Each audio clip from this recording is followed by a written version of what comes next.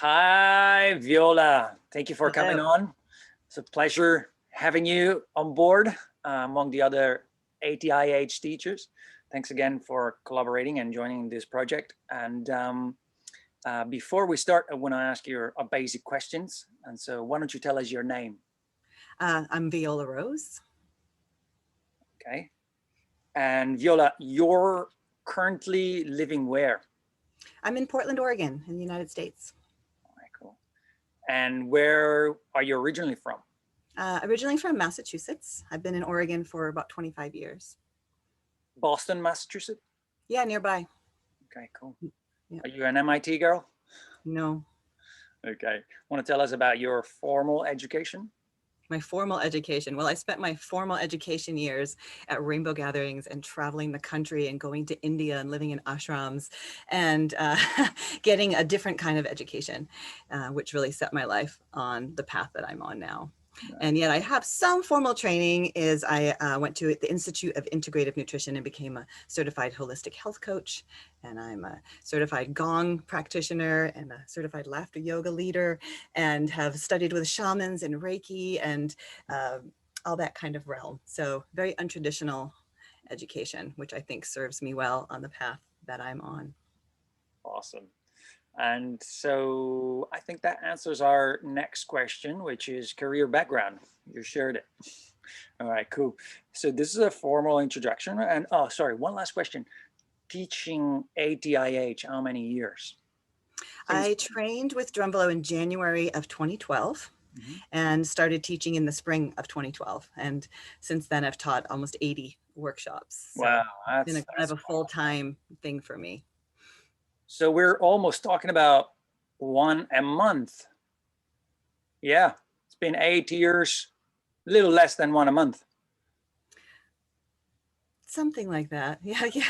It's been, I dove in with all of my heart and soul. I was like, this is the most important information I'd ever come across. And I just really wanted to share it widely. So I've traveled a lot and taught a lot of workshops, also here in Portland as well. Nice. You're doing well with KPIs, I would say.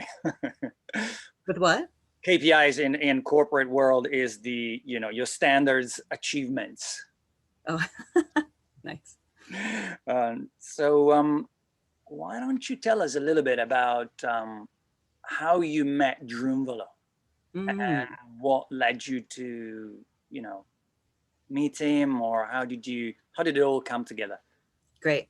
Well, I lived in Ashland, Oregon for many years back in the 90s. And I remember there was like VHS copies of the Flower of Life workshop. And they would be copy made after copy after copy, like really bad quality. And people would get together and watch them and geek out on sacred geometry and Drunvalo's fascinating information. And I wasn't that interested in it, and just kind of knew it was there in the periphery. And it wasn't until 2011, when Fukushima happened, that I had a bit of a wake-up call.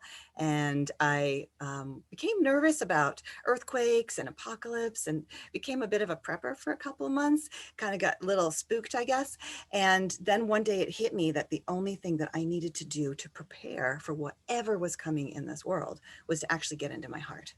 And I had already been living in ashrams for years and having spiritual practices. So I was familiar with the idea of living in my heart, but I knew something more was needed from me to really get on track with my purpose here in this life. And so I mentioned it to a friend, and she said, oh, you should read Drunvalo's book, Living in the Heart. And I was like, Drunvalo, you mean that guy with the sacred geometry and that super nerdy stuff? And she said, trust me, this is different. This is not that. And I actually got that book from the Portland Library in spring of 2011, the Living in the Heart book. And as soon as I started to read it, I didn't put it down. I was in my backyard in a sleeping bag with a flashlight till I finished the book, like outside in the spring nighttime air. And then, of course, I read everything that he had and watched every video I could find. And because I just knew that there was truth here and that there was resonance for me. Mm. And then went online one day, a couple months later, to see if he was still teaching. And lo and behold, he had just announced a workshop in Sedona in 2011 in November. The first time he was publicly going to offer the Awakening the Illuminated Heart to the public. And so I went there and did the whole workshop with him and walked away saying, this is the most important thing I have ever done. And at that workshop, he made an announcement that he was going to select 100 people to train to be his facilitators. So I got the full yes and went and trained with him in 2012. Wow, that's amazing. Do you want to tell us a little bit about the experience of going through the training? Yeah, I was practicing the meditation and the Living in the Heart book before going, and doing what I could from the Flower of Life books. But the experience in the workshop is totally different, entirely different way of activating the Merkaba, and it was just so profound. I just knew that I was getting the tools that I needed for myself. I'm a person who's really into sovereignty and freedom and independence, and trying to have everything that I need within myself. Like, I have a deep interest in breatharianism as well, like not needing anything outside of myself.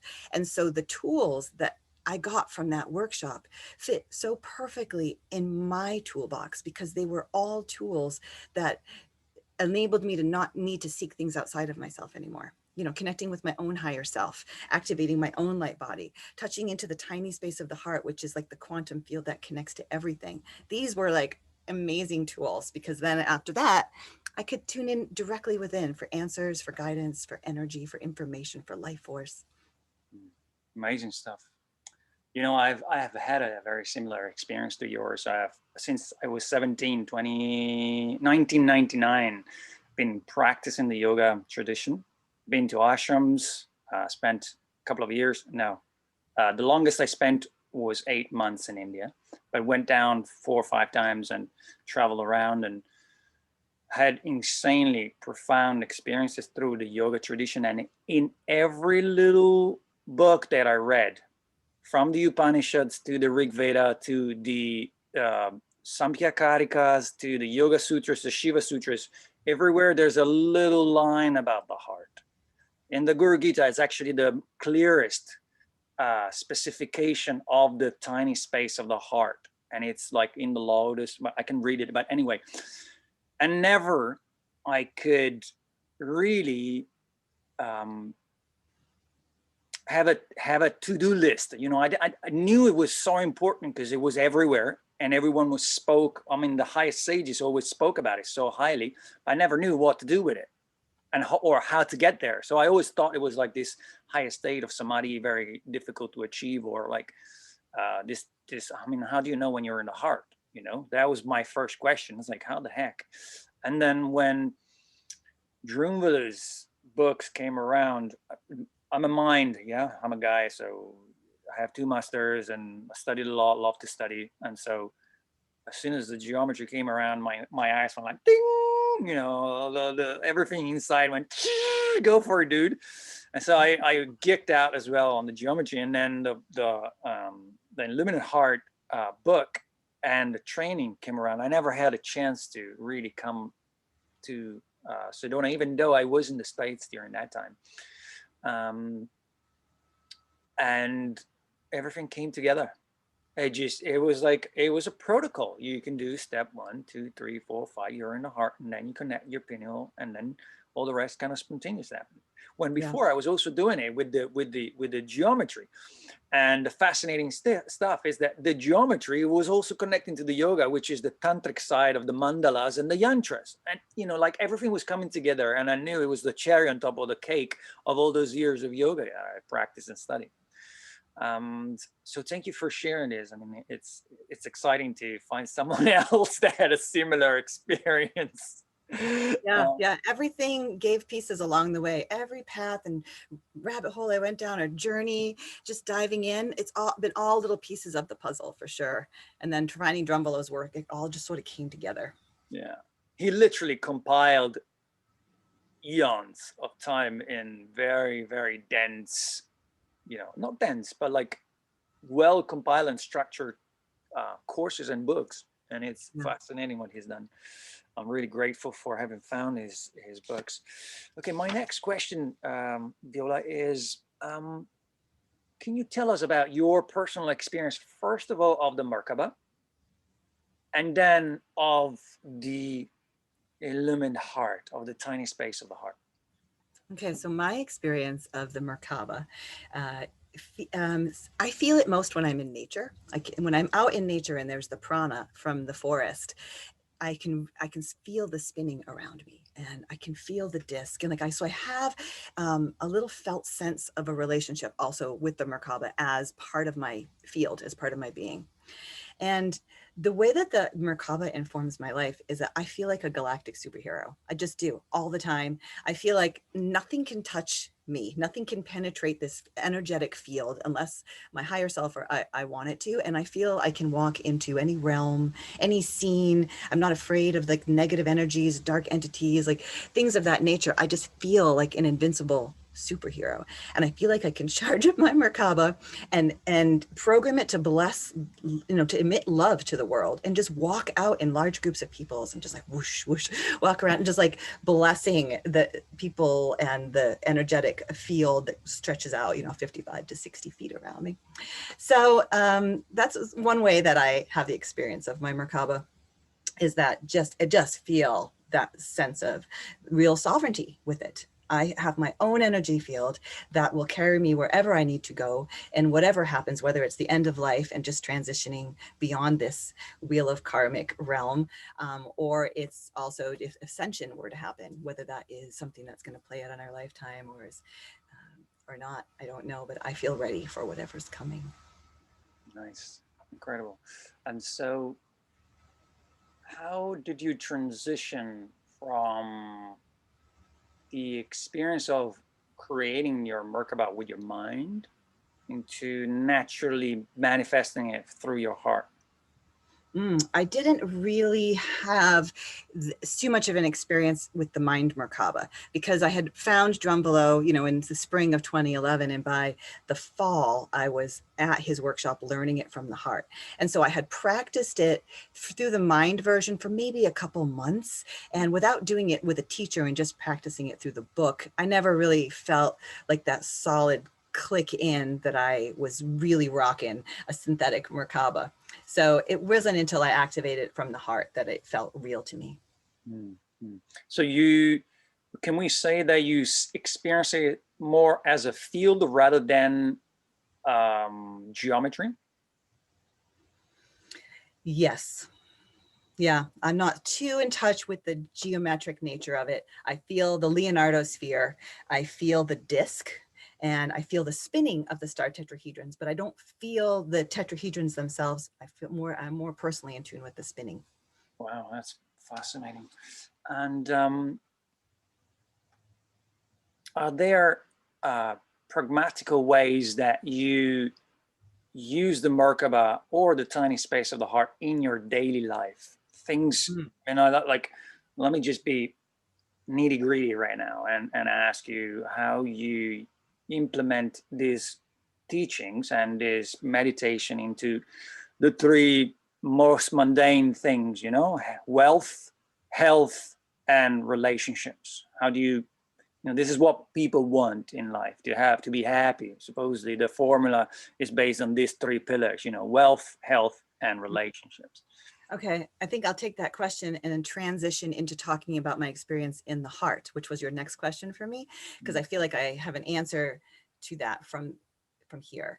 And so my experience of living with the work and the information and the teaching of the tiny space of the heart is that doing the training, right, and learning this method and this meditation of getting into the tiny space of the heart, for me has been like when you have a dense, thick forest and you want to get from one point to the other point and you start walking, it takes a while to walk that pathway. And then the more often you walk that path, the more the pathway becomes smooth and clear and faster and easier to walk. And so that's been my experience of getting into the tiny space of the heart. It can be quick, super easy. It's a drop in at this point.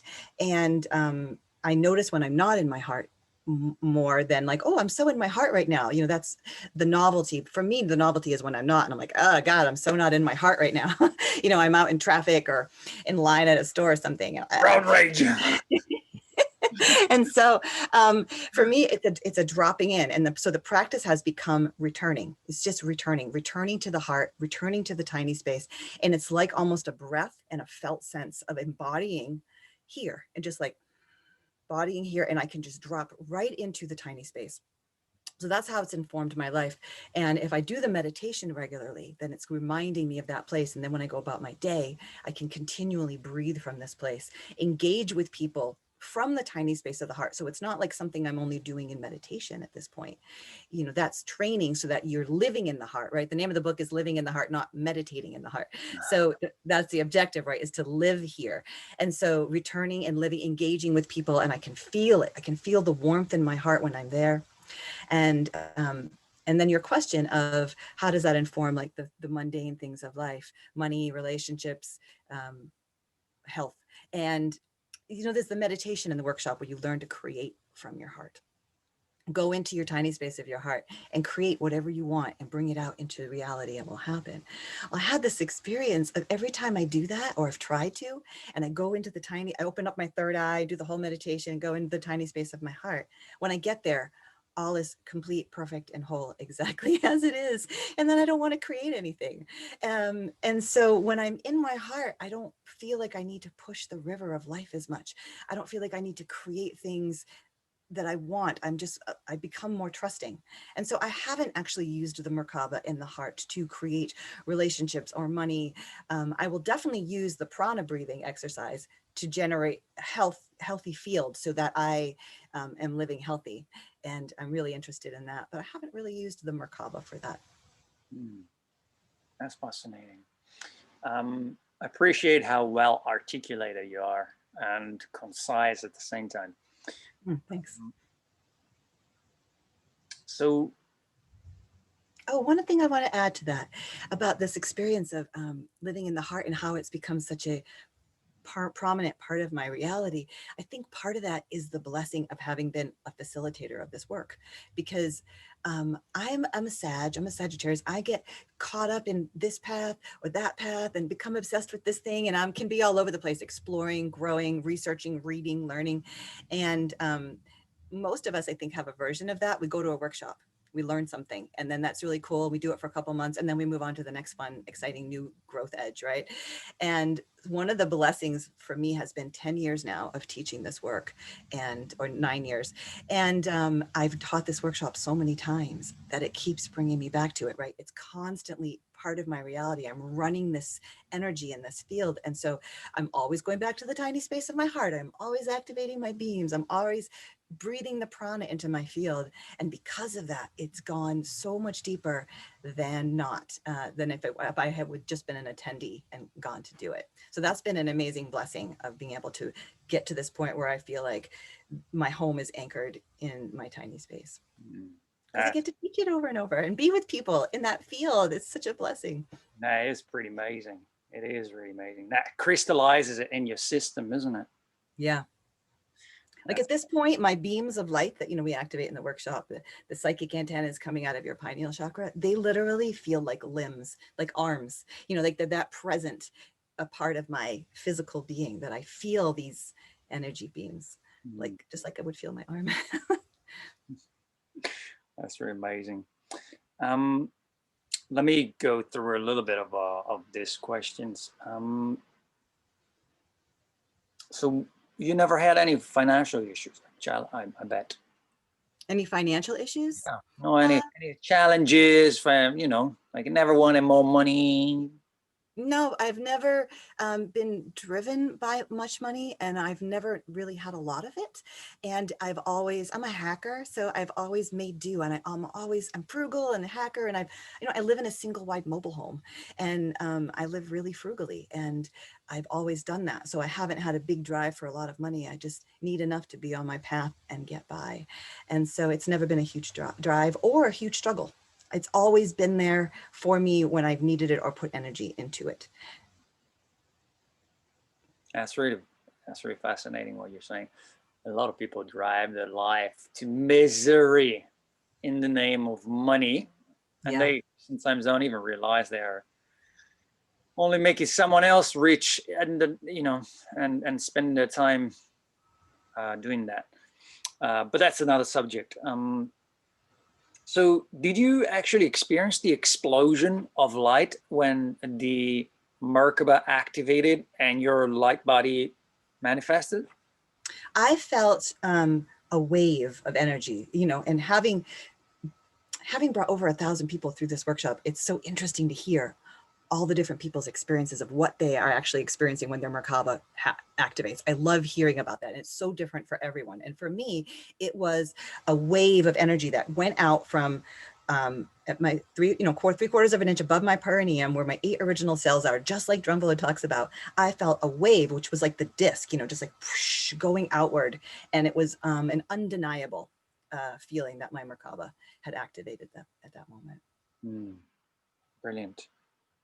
And why don't you tell us a little bit more about how you experienced in the teaching and in the workshops the difference between male and female energy and how they approach the experience?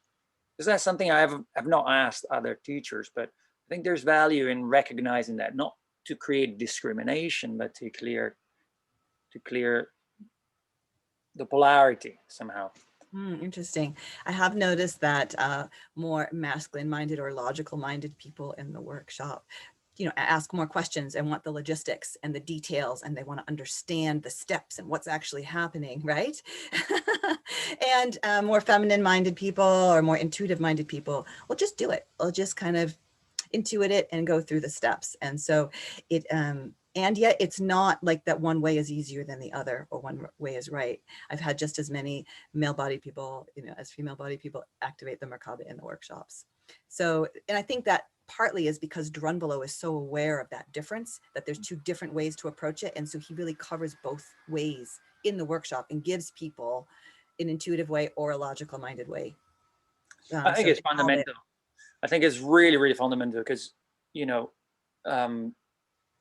logical minds have a tendency to be way more sensory or visual, if you want. Yeah. I know they'll talk about our experience. I've seen this, I've seen that. You know, I'm so clear about the rods, and I've seen. And then everyone else that it's like, or usually ladies are very quiet and they're like, I just felt really amazing, you know, or I saw the light, and you know they feel like diminished by the other person's big talks. And I think I had a little bit of an effect like that on some of the ladies during the workshop.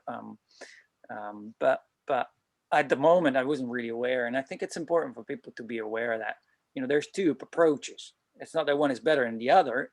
Actually, the female approach is probably much easier because there's no energy expenditure into trying to articulate, visualize, all of that. It just happens. Right. Next question. Sorry. Sounds like I'm talking more to myself than to you. I know, we're having a conversation. It's great. Yeah. So, oh yeah.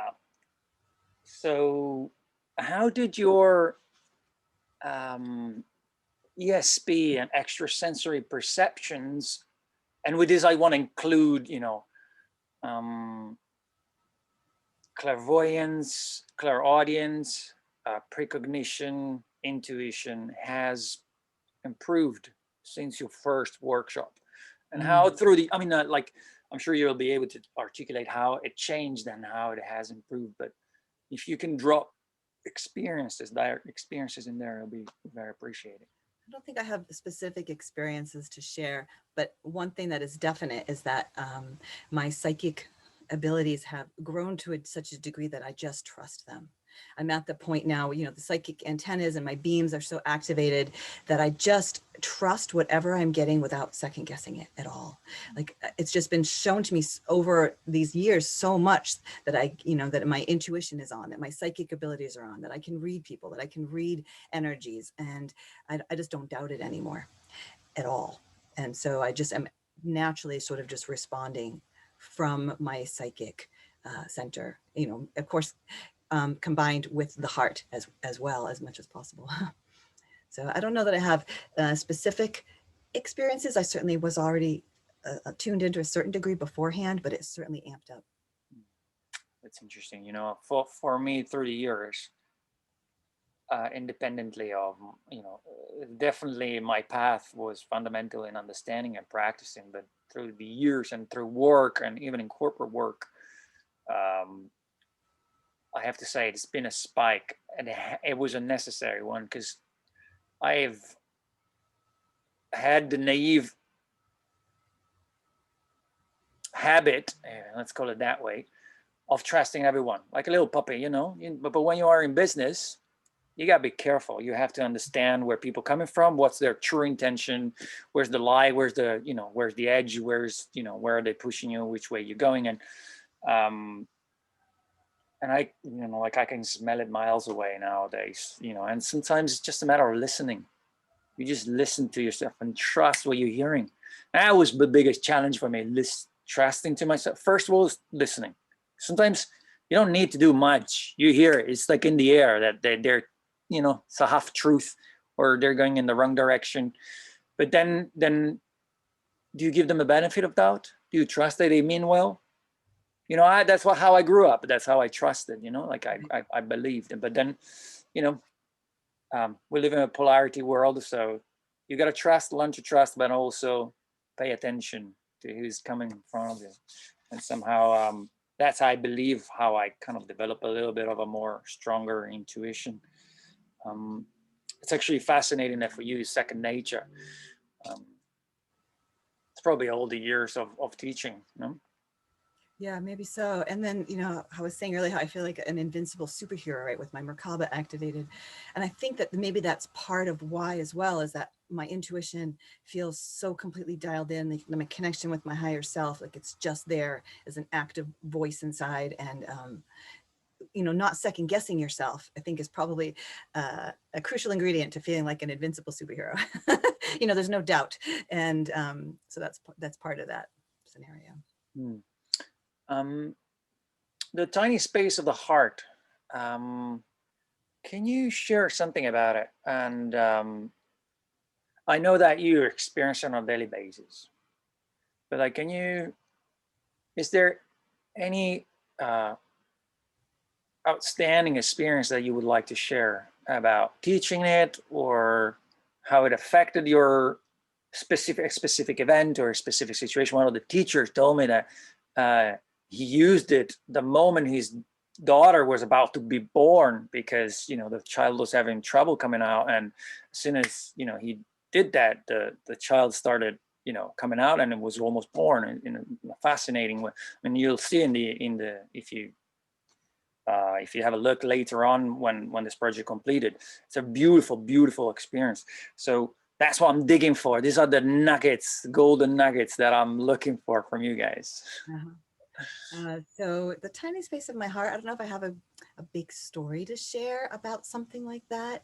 I just, I drop in. I think the first time that I remember dropping in the workshop with Drunvalo, even though I had experimented around with it with the books before going, but I remember going into the tiny space for the first time and how profound that was for me. And it's called the tiny space. You go in, right, very small space, and then how it was like going through the eye of a needle for me. And I went through the very small space, but then it really opened up into the cosmos. Wow. And it's like the stars and everything. It's huge. It's, literally the eye of the needle into the quantum everything. And one interesting story that I have is that I went to a breatharian retreat in 2015, where we're going to learn to live on prana. And in that there was a 3 day of dry fasting. And we would be doing breath work exercises to learn to pull the energy from the heart. And on the first day of the retreat, like, I got it. Like I had this experience where I could just pull everything directly through the tiny space of my heart and was connected to all things. And I remember saying that to the teachers, and they were like, okay, you can go home now. You get it. And I was like, why did I get it so fast? And I realized it's because at that point I had already been teaching Drunvalo's work for three and a half years, and was working with the tiny space of the heart so regularly that it just lined up so perfectly with that. And then on day 3 of the dry fast, where I hadn't had any food or water for 3 days, I remember being outside and looking out at the stars, and it was very similar to the feeling I had in my tiny space of my heart. And I had an experience where looking out at the stars, I knew I am that, looking at the stars. And it wasn't just an intellectual thing like it had been in the past, where like, oh, I am that, we are everything, blah, blah, blah, quantum reality, holographic nature of reality, but like to feel it and to have that experience of looking at the stars and feeling that I am that. And that's probably the most profound moment I can think of that's really directly to doing the work in the tiny space of the heart. That's impressive. That's really amazing. I mean, in the yoga tradition, I know that is, the culmination experience. I am the universe is me. It's that aham brahmasmi experience that happens once in a lifetime if you've done the real work. Hat to you. Okay, so next question. Let me dig a little bit, because you've gone through the juice real quick. Here's another good one. So, Earth evolution and ascension mysteries, ascension process. There's so much stuff out there in the communities now, whether it's a ufology, spirituality, yoga, everyone's talking about it. I mean, like this thing about the world changing, the end of the world, the end of time's been going on since 2000. Since 2000, it's been 20 years that we're about to blow the heck up, and it's all about to finish, and it's 20, no more 20. So what is your take? What do you think is actually happening? And tell us your perception of ascension and beyond. Yeah, what a can of worms, huh? There's so much out there, and I think I'm at peace with actually not knowing, because how can we? There's so much different information, and yet I know that something's here, something's going on. I don't think I would have come here and lived this life if there wasn't a big reason to do it and a big time to do it. And as Drunvalo says, a lot of us are volunteers. I definitely identify as a volunteer here to sort of play a role in this big grand thing that's going on. And so, even in the last year or so, as things have started to get even weirder, I've gotten a little more excited, thinking, okay, it's game on, it's happening, whatever it is, this dance of duality, right? Where the Drunvalo talks about this, where the duality gets stronger before the unity, and and the divides and all the craziness always gets stronger before it finds its sweet spot in unity. And so I think we're in that, and I think it keeps changing. There is no direct line, and things have been predicted where it was going to flip years ago, or now, or in a few years, or and we're just in it. You mean? Huh? The poles, the dimensions, the third to the fourth dimension, who knows what, but that whatever is this tension that is building in whatever way that chooses to play itself out, whether that means a dimensional shift or a pole shift, or we destroy ourselves and then start over again in a higher vibration. I mean, who knows, but we're in it. And one thing that has given me peace through this challenging time on the planet is that I remember Drunvalo saying in the Flower of Life books that the third dimension is a discordant realm. It's like if there's notes, the third dimension is a discordant note. And we're just meant to be here for a short period of time before we move on. And so I just remember that, like, this is meant to be a discordant realm.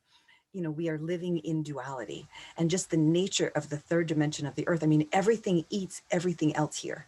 That it's just, it's a dualistic world. The beautiful forest, which I spend so much time in, if I go under with a microscope and I look beneath the surface, everything, it's like a horror movie down there, right? Everything's eating each other, and insects and all that stuff. And so I just come back to peace, going, this is exactly what's meant to play out here. People are here to play out their experiences of duality and grow beyond it. And so I think that's what's happening here, is a school where people can grow through duality. And maybe some people are here to be an anchor of a vibration that is maybe not part of the dualistic realm, so that it gives anchor points for the vibration to continue to upgrade everybody, and as well as the solar flares and the dance of transition between the sun and the moon. There's a lot going on, and I don't know if that means in my lifetime that we'll see huge things go down, or not, or if it's a trajectory that plays out over long periods. But it's a wild ride. It has certainly been a crazy wild ride in the last few years. I mean, this year has been a crazy one. Yeah. Um, so ascension, what do you think? How do you think? Is it going to be? I mean, like apart from global ascension, personal ascension. Apart from what? Apart from global ascension, Global ascension. Okay. what do you think? I mean, share your opinion on personal ascension, and how does that really play out? Okay, well, personal ascension, Drunvalo doesn't talk too much about it, right? Because he's talking about the global ascension, right? The earth going. And then if you have a Merkaba activated, then when you die, you can ascend to the next dimensional levels because you don't lose your memories stay intact when you have an activated Merkaba field when you die. But I also think that personal ascension is something that is possible. And, Tibetan monks talk about it and have done it, and achieving the light body, the rainbow body, the third enlightenment, of going into light body. I think that that is definitely something that is coming up in the field more, even though it's also some ancient information that's been laid down as a template by maybe some beings who've come here. I think it's showing up more in the field.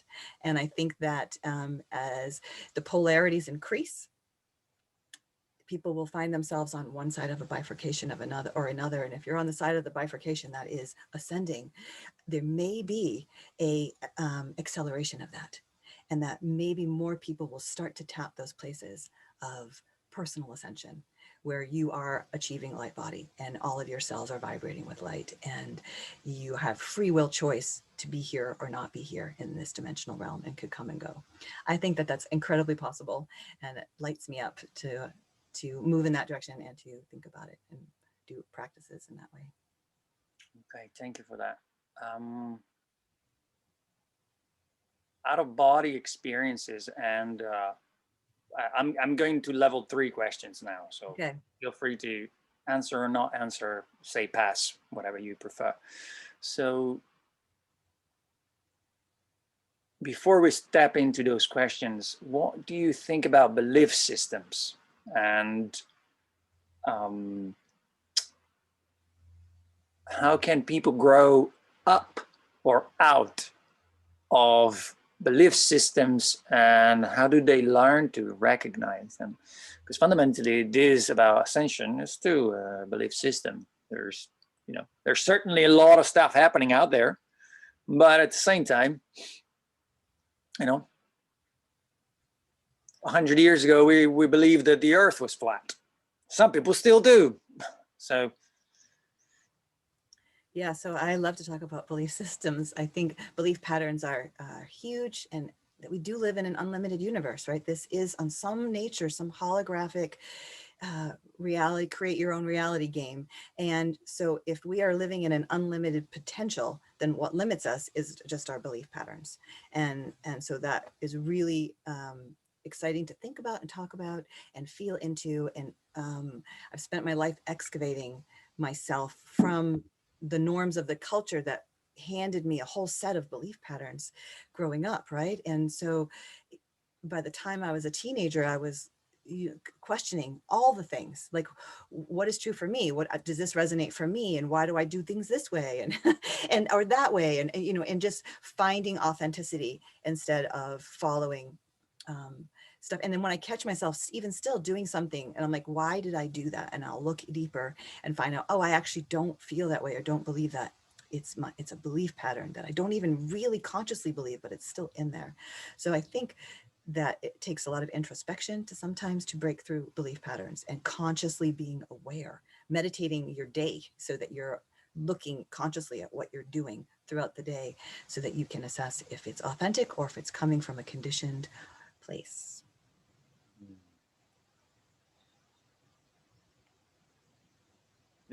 Very interesting. So what do you tell me about the skill of recognizing those patterns? Because that is the real trick there. Yeah, that's the trick, for sure. That just takes, I think, time and focus. And I'm not a journaler. I'm not somebody who actually I don't have time for that. I feel like I'm too busy living in the moment. But I go on hikes and I go on walks every day. And that's where I do my introspection and I reflect and I get a lot of insight and work stuff out when I'm hiking and walking. Um, as a more feminine bodied person, sitting in still in meditation and doing like Zen meditation for hours at a time, trying to still the mind, doesn't get me to the places that more active meditation like walking does, or contemplation or dancing. You know, it's kind of typical. Even Drunvalo will talk about the masculine way and the feminine ways into the heart. And so I get a lot from that, and really just reflecting.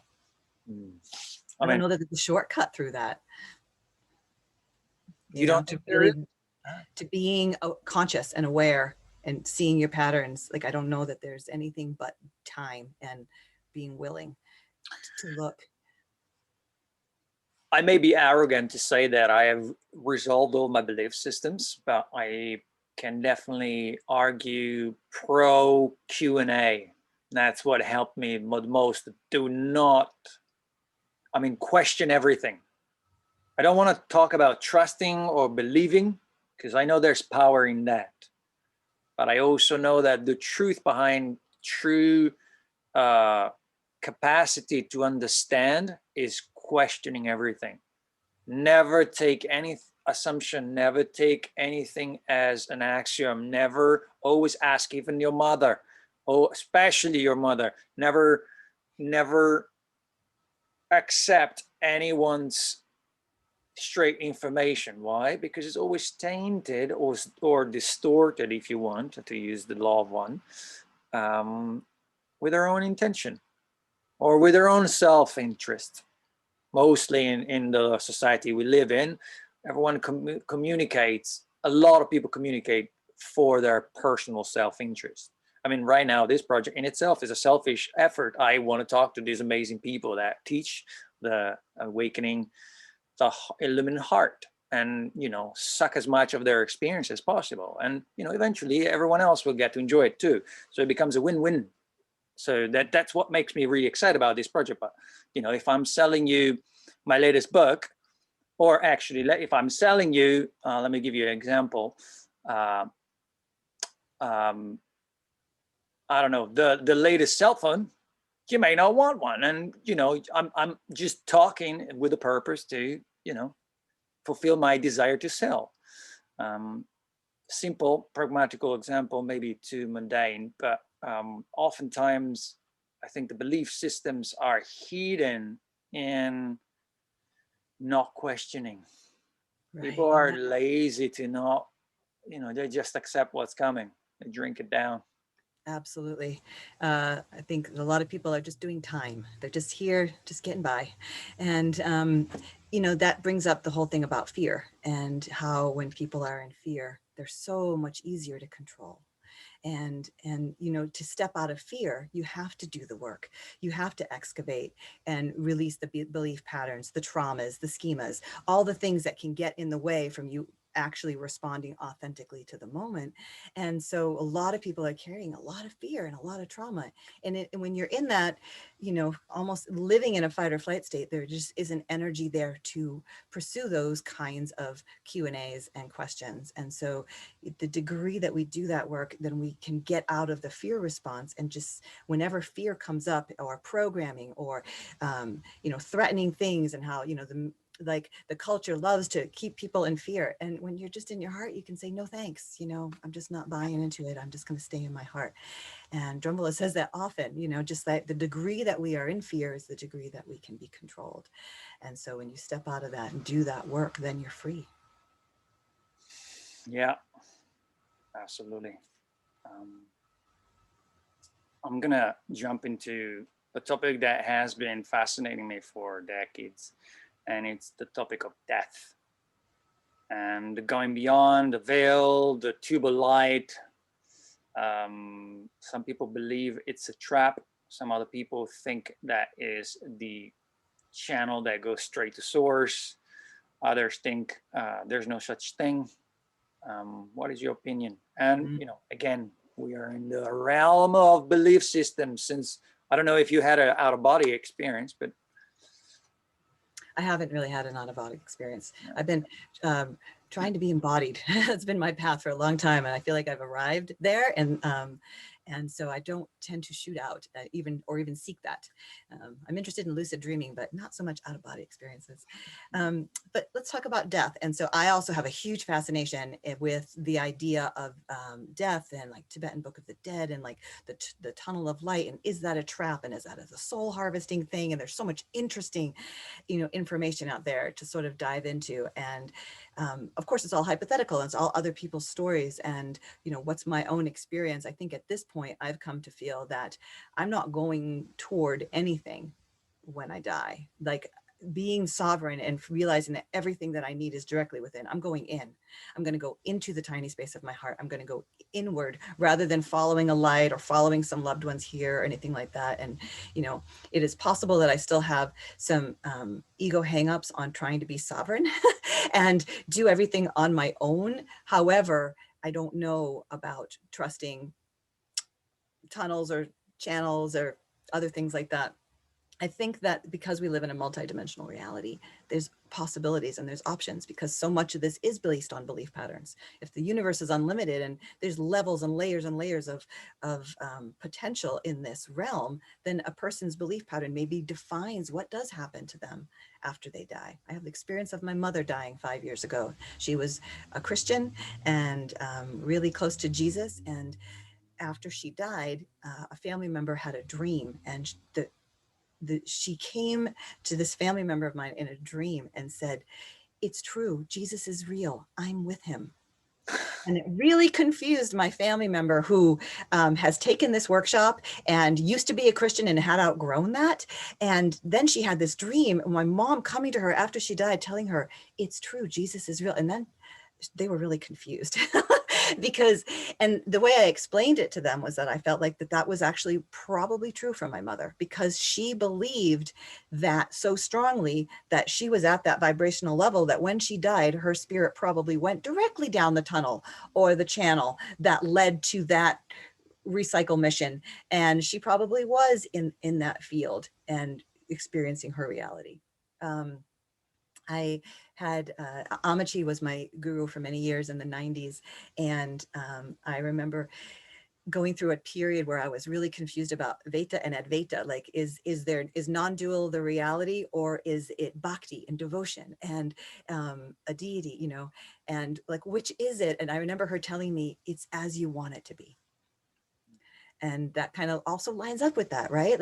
Like, is there one truth in the end that is anything but absolute oneness, and everything else is also just part of this experience that we're all here to learn? So I don't know what it's going to be, but I think I'm going to be looking to my Merkaba and my own higher self, and to navigate those realms afterward. How did your family members see any dichotomy between Jesus and the Merkaba teachings, or I don't see that dichotomy. I mean, like, why was she confused? She was confused because she had not that long ago outgrown the whole idea of the Christian dogma, that she was starting to see beyond. And so when my mother came to them and said that it's real, it's true, the path that my mother was on of such dogma, it almost validated that to her. And yet she had already outgrown all that. And so she was just confused about, like, whoa, other, is it really, you got to give your soul to Jesus, are you going to go to hell? Like, she had to process that. Oh, I see. I see. All right. So the belief system that, you either belong to Jesus or you belong to hell. Yeah. Back to Right. the Christian polarity. Yeah, I think I have grown that I'm Christian. I'm Italian originally, so I got pumped with 20 since the age of 18. Well, from 0 to 18, with all sorts of nonsense and BS. I got the same Christian. I'm a Catholic till 18. And and you know what I'm talking about. And so I don't see the dichotomy anymore. He's just one of the giants up there. Yeah. He came down to give an example, and then they shoot off back to where they, were coming from, or where everybody is. And I'm sure there's, there's this philosophy. I don't remember where it comes from. I think it's an Indian saying: "The company you keep affects the way you are." And so, you know, whatever level you're at, you join the ones at your level. And I think it's also based on intention. You know, there's a lot of stories of souls that are addicted in life. Their addiction don't disappear after life. They're still attracted by that kind of, you know, gambling or smoking or sexual addictions, whatever it is. You know, those addictions stays in your consciousness, and you still want them after life. And so most likely, I mean, there's souls of that caliber. They're hanging out all together someplace, somewhere. That's a place I wouldn't mind, you know, hanging out. So, and maybe I'm talking about paradise. I'm not sure I'm creating a belief system in my head, but there's certainly space-time beyond this physical realm we are inhabiting right now, beyond the physiological limited time frame of our lifespan. Yeah. Whatever consciousness is located within here and in here is going to move out and go somewhere, hanging out with all the others that resonate with the same frequency. You know, if you want to use, if, if you allow me this very spiritual, let's call it that way, declaration. The question though is, why not here and now? Why do we not see them now? Why can't we chat and hang out with them right here, right now? Maybe this vibration is just too dense for that. Mm. You know, this definitely is a dense vibration. Sometimes I've caught myself saying, this ain't no heaven realm, you know, third dimension of the earth. And so, you know, I guess you can only resonate to what you can vibrate at, you know, just like you said. And so maybe that's coming. Maybe as we continue to raise our vibration, those beings or those energies become more accessible. And just like when I think when people possibly die, like they go to where their energy levels vibrate at. And so it can be the same here. Mm. And, Yeah. you know, we were talking about reading the Life and Teachings of the Masters of the Far East book, right? And so there's examples of being resonating at really high levels here in this realm. And that's why I think that light body is possible and ascension is possible here in this realm. And yet it's certainly an acquired taste and not for all.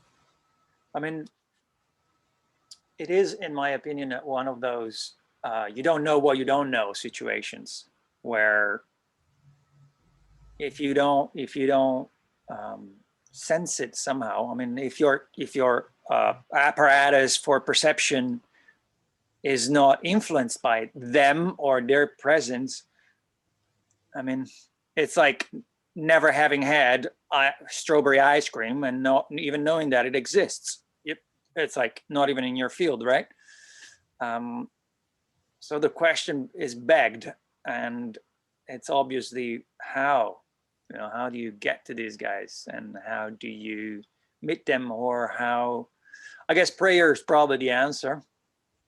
And, you know, all these volunteers, like you were saying, that they've come from elsewhere, the Melchizedecks, you know, the Christed ones, and have come here, and the Buddhas, to kind of lay down some knowledge, the Hathors, you know, just beings that have always arrived to teach these teachings. And so I think they've been laying it out for millennia of how we do it and how it is possible. And you know, yet the, you know, duality is full of so much distraction and so much engagement and so much sensation and whatnot, that, you know, it really has to be somebody who is driven by that to probably get anywhere on that path, because life is full enough just being in survival mode or in you know, enjoyment mode or whatever can just fill your entire reality. You know, honestly, I'm a bit like you. I've tried to put aside all, or possibly as much as I could, of survival mode. I mean, like, once you take away money, health, and relationships, then all your time is free. Seriously, like, you have so much to grow. There's so much to learn, so much to read, when you don't have to take care of all those three things. And when you have that kind of time, when you have that kind of luxury, you can only do two things: either be driven by societal experimentation or societal expectation. And with these, I mean, either you go travel and you enjoy what's out, or you drive yourself mad making money thinking that you have to be like the others, or or excuse me, you kind of realize, like you said, the only way out is in. Mm. I think, and also I think some people are just more growth oriented or driven by that.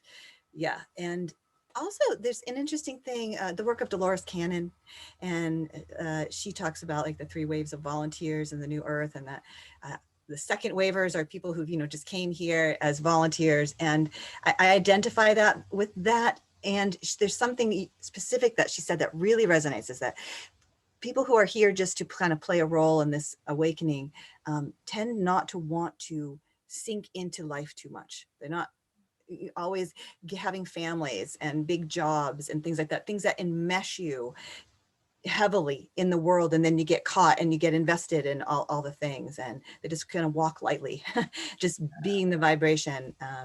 And so I think that has naturally served me to not get too caught up in the things of the world, that it has let me have more time to do the subtler work.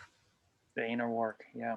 Yeah. By the way, you guys, I'm going to add Dolores Cannon's books links down here. She's an amazing, fascinating hypnotherapist that for 40 years worked on regressions and then took people to other states of consciousness. And the content that came out of her sessions are summarized by her in something like 14 books and then published by her own company called Mountain Ozark. Really fascinating stuff. You'll see the content down here below. Viola, last couple of questions. I know we are above our time. I can't tell you how I'm enjoying this conversation. You're a fascinating individual. Remote viewing. Go.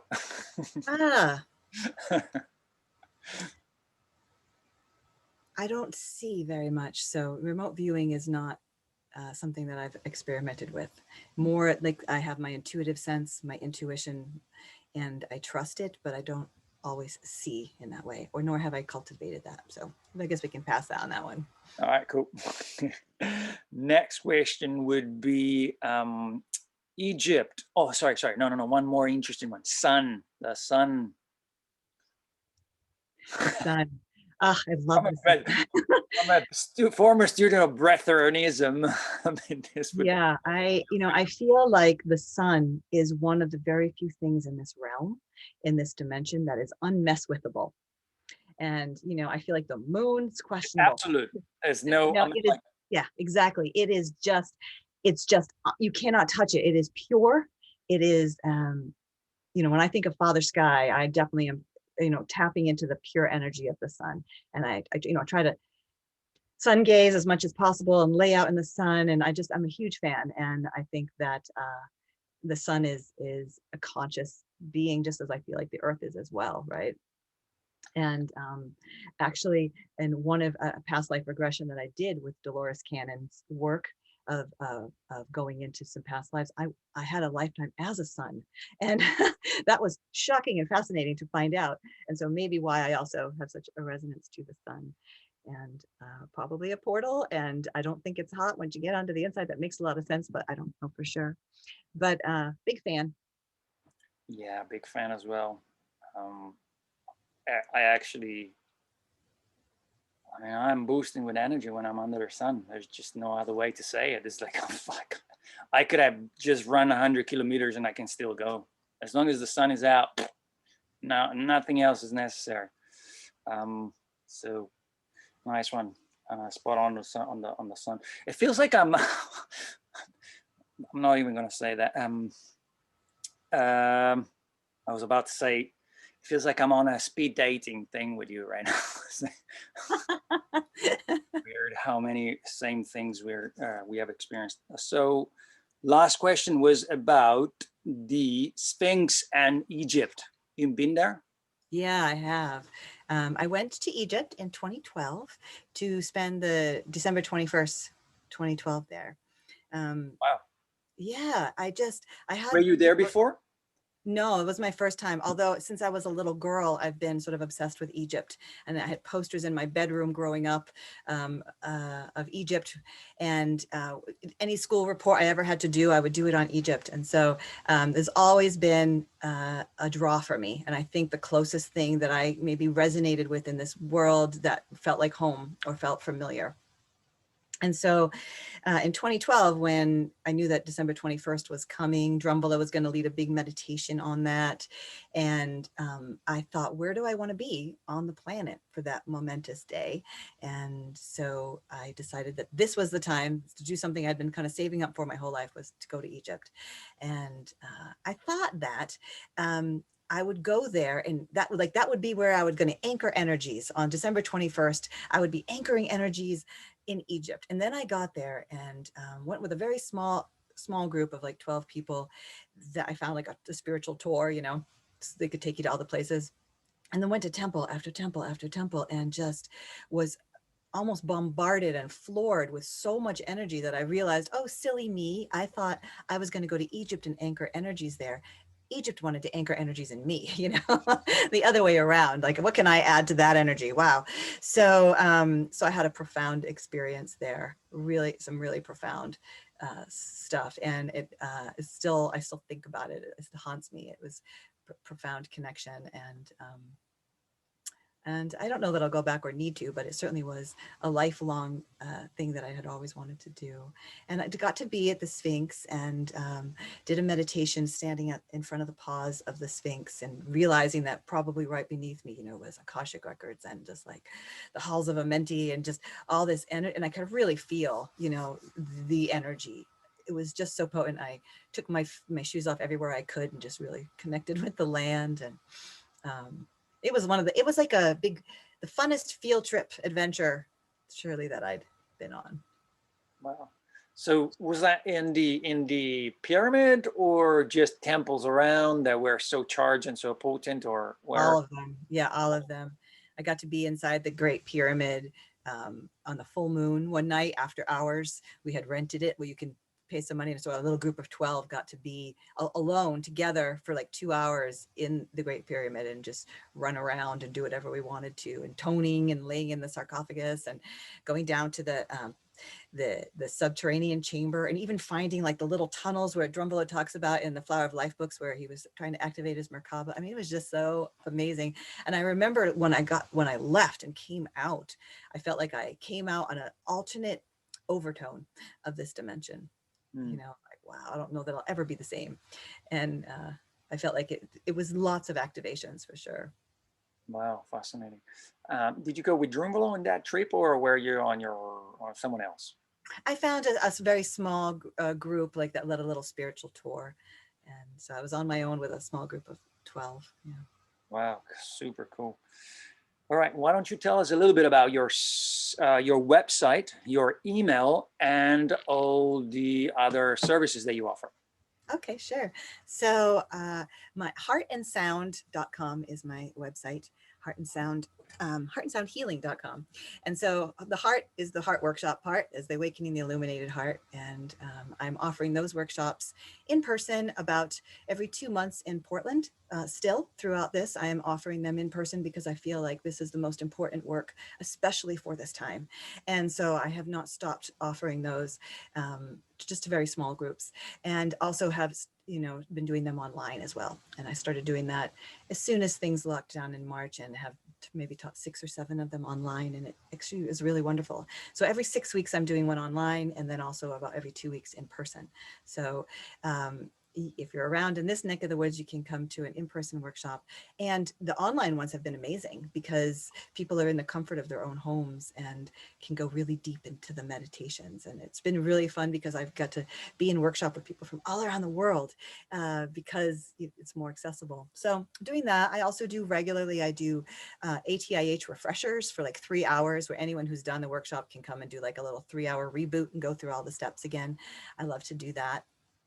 for people. And I'll then, definitely step into one of those. yeah, I just had one last Saturday, but I'm going to schedule another one for next month. So I'll invite you to the next one. And, go through the beams, go through check all the things, do the meditations. It's really fun.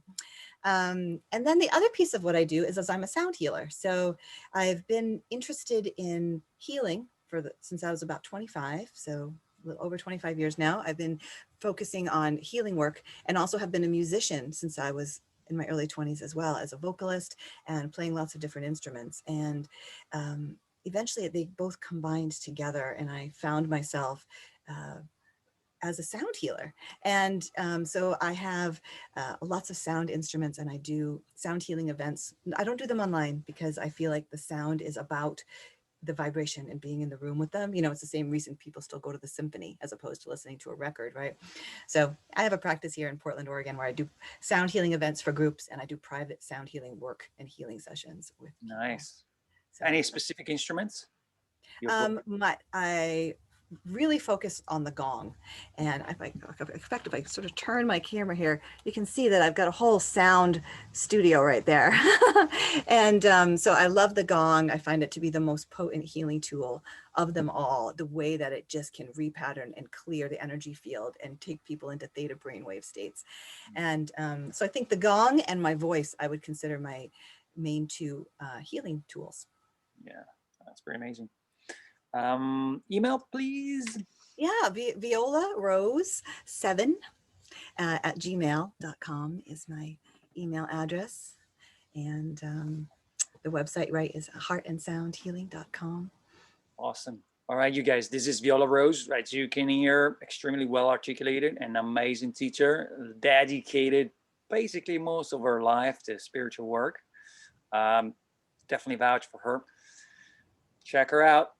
Thanks for coming. Smash the like button, join our subscribers, and I'll see you in the next interview.